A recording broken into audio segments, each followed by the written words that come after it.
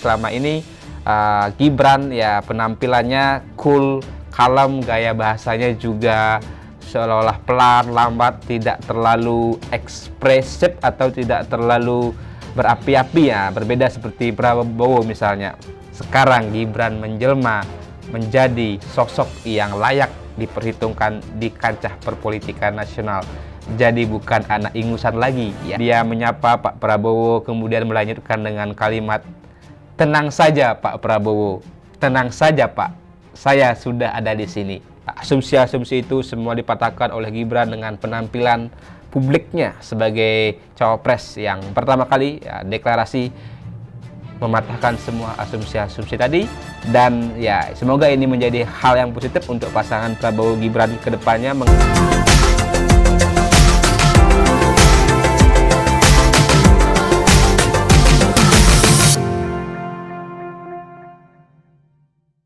Kembali lagi di channel YouTube Mr. Puisi Live di bawah naungan MGP Media. Hari ini kita akan kembali menganalisa dinamika terkini perkembangan politik khususnya jelang Pilpres 2024, di mana sudah resmi ada 3 bakal calon presiden dan wakil presiden yang melakukan pendaftaran ke Komisi Pemilihan Umum atau KPU. Nah, sebelum lanjut, saya ingatkan untuk jangan lupa subscribe channel YouTube Mr. Puisi Live di bawah naungan MGP Media, dan jangan lupa juga like, komen, dan share konten-konten di channel YouTube ini. Ya, hari terakhir pendaftaran bakal calon presiden dan calon wakil presiden di KPU sudah ditutup dengan pasangan paslon yang ketiga, yakni Prabowo Subianto dan Gibran Rakabuming Raka. Ya, pasangan Prabowo Gibran resmi mendaftar di hari terakhir dan menjadikan Pilpres 2024 ada 3 poros koalisi, ada 3 pasangan calon yang akan bersaing untuk memenangkan kontestasi Pilpres ini. Tapi yang menarik adalah ketika sebelum pendaftaran pasangan Prabowo Gibran ke KPU diadakan deklarasi ya di GBK Senayan Jakarta, di mana itu menjadi momen bersejarah, momen pertama kalinya penampilan Gibran secara publik sebagai atau dalam status bakal calon wakil presiden atau cawapres. Ya, di mana saat itu Gibran menyampaikan pidato politiknya pertama kali dalam kapasitasnya sebagai cawapres dari Koalisi Perubahan menemani Capres Prabowo Subianto. Ini tentu yang ditunggu-tunggu oleh publik, bagaimana penampilan Gibran di panggung, bagaimana gaya dia berpidato dalam level kapasitas sebagai cawapres. Karena seperti kita ketahui selama ini Gibran ya penampilannya cool, kalem, gaya bahasanya juga seolah-olah pelan, lambat, tidak terlalu ekspresif atau tidak terlalu berapi-api ya, berbeda seperti Prabowo misalnya.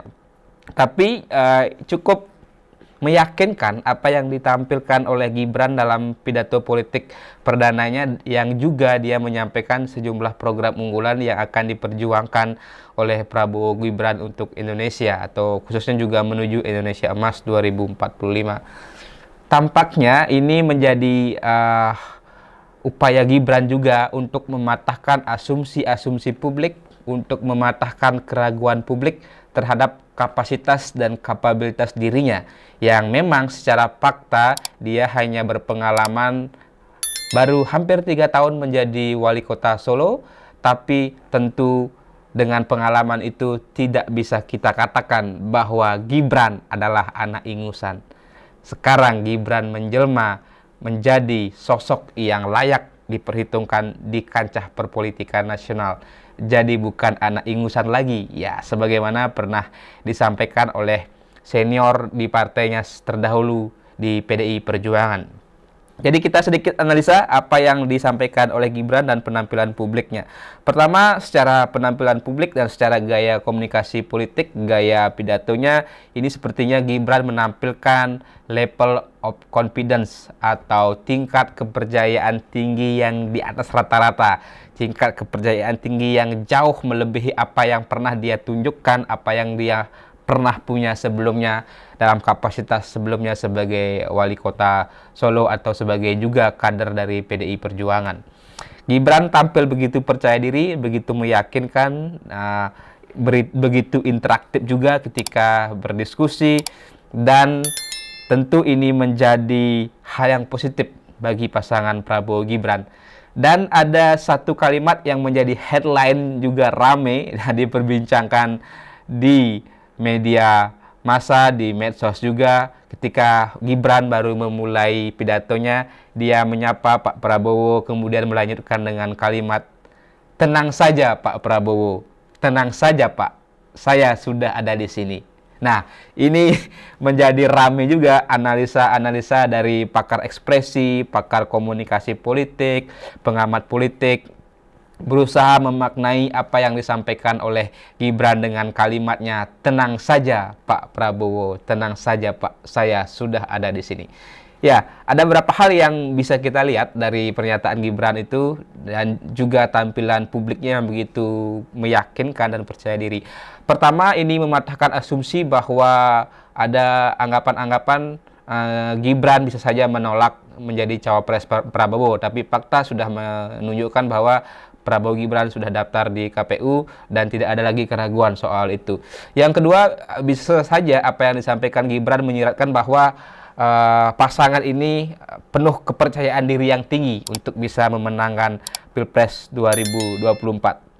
Tenang saja Pak Prabowo juga bisa dimaknai bahwa di belakang Gibran ini ada atau akan ada kekuatan besar yang akan memberikan support segala sumber daya politik yang dipunyai oleh sosok ini untuk memenangkan pasangan Prabowo Gibran. Siapa itu? Nah, tentu kami tidak mau berasumsi bahwa itu adalah misalnya Presiden Jokowi, tapi intinya pasti akan ada kekuatan besar di belakang Prabowo Gibran yang bisa memberikan sumber daya politiknya untuk memenangkan pasangan ini. Dan juga itu menunjukkan bahwa keyakinan Gibran bahwa pasangan ini juga adalah pasangan yang tepat ya untuk mengatasi berbagai persoalan yang ada di Indonesia saat ini, di mana sebenarnya pondasi pembangunan sudah cukup berhasil diletakkan oleh Presiden Jokowi yang juga merupakan sang ayahanda dari Gibran Rakabuming Raka. Nah, tentu saja dalam konteks itu pasangan Prabowo Gibran akan mengasosiasikan dirinya sebagai pasangan calon yang paling mampu melanjutkan keberhasilan-keberhasilan dari Presiden Jokowi, di mana juga di sana ada Prabowo Subianto yang merupakan Menteri Pertahanan, ya salah satu menteri terbaik di kabinet pemerintahan Jokowi, apalagi juga ada sang putra atau sang pangeran, sang putra mahkota dari Presiden Jokowi, Gibran Rakabuming Raka.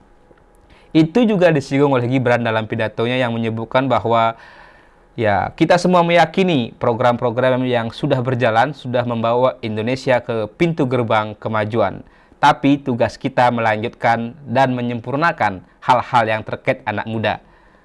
Nah, itu yang disampaikan oleh Gibran. Jadi, positioning yang jelas, titik penekanan Gibran sebagai cawapres dan juga representasi anak-anak muda jelas akan membawa suara anak-anak muda, akan membawa aspirasi anak muda, akan menghadirkan solusi-solusi untuk memajukan anak muda, untuk membuat anak muda lebih berprestasi dan lebih gemilang lagi. Satu poin yang berkaitan dengan itu yang cukup menarik untuk kita bahas dan disinggung oleh Gibran sebagai program kerjanya adalah kredit khusus untuk startup milenial. Nah, ini menjadi menarik kalau kita lihat juga latar belakang seorang Gibran ini tidak hanya sebagai wali kota Solo, tapi sebelum itu dia adalah seorang pengusaha muda, seorang pebisnis, seorang anak muda yang membangun startup atau usaha rintisan di banyak bidang. Salah satunya di bidang kuliner, ada juga di bidang teknologi dan pengalaman-pengalaman yang dia dapat juga di bangku kuliah, pernah mengenyam pendidikan di luar negeri, di Singapura dan juga di Australia, tentu itu akan mewarnai pemikiran-pemikiran Gibran untuk bagaimana membawa program-program untuk anak muda khususnya di bidang bisnis atau di bidang startup. Yang seperti kita tahu, nilai ekonomi digital ya di Indonesia ini begitu besar, dan kemudian juga masih ada kekurangan talenta digital, masih ada gap antara kebutuhan di industri yang berkaitan dengan ekonomi digital atau di digitalisasi dengan ketersediaan sumber daya manusia yang ada. Nah, tentu ini akan dijawab oleh Gibran juga dengan penguatan SDM atau mencetak talenta digital, selain juga mendorong lahirnya wirausaha muda atau startup milenial yang lahir dari inovasi berbasis teknologi dari anak-anak muda. Nah, dia juga menyampaikan program terkait dengan dana abadi pesantren ya, sebagaimana sudah menjadi mandat dari Undang-Undang Nomor 18 Tahun 2009. Begitu juga soal penguatan Kartu Indonesia Pintar, PKH, KIS, termasuk ditambahkan dengan KIS untuk lansia.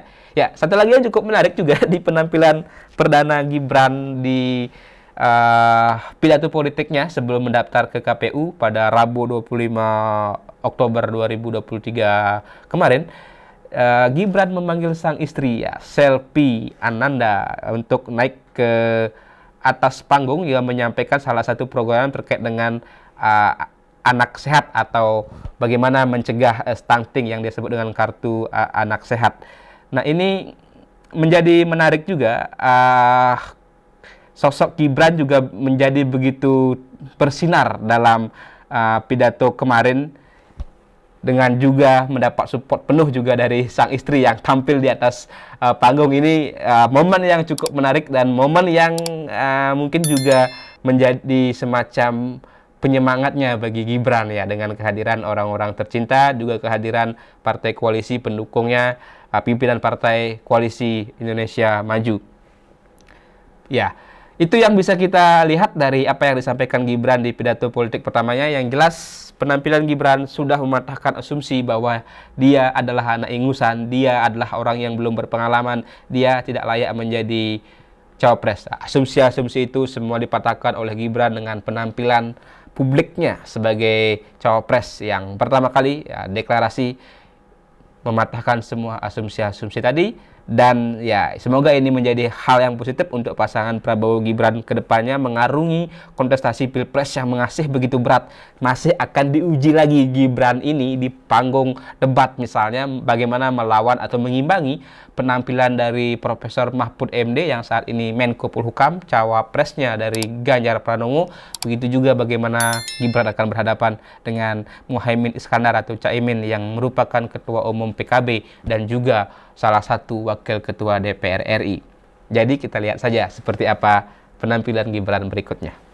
Oke, itu saja yang bisa kita sharing analisis terkait dengan penampilan Gibran di pidato politik perdananya sebagai cawapres. Dan saya ingatkan untuk jangan lupa terus ikuti channel YouTube Mr. Puisi Live di bawah naungan MGP Media. Jangan lupa juga like, komen, dan share konten-konten di channel YouTube ini. Terima kasih. Salam pemilu damai.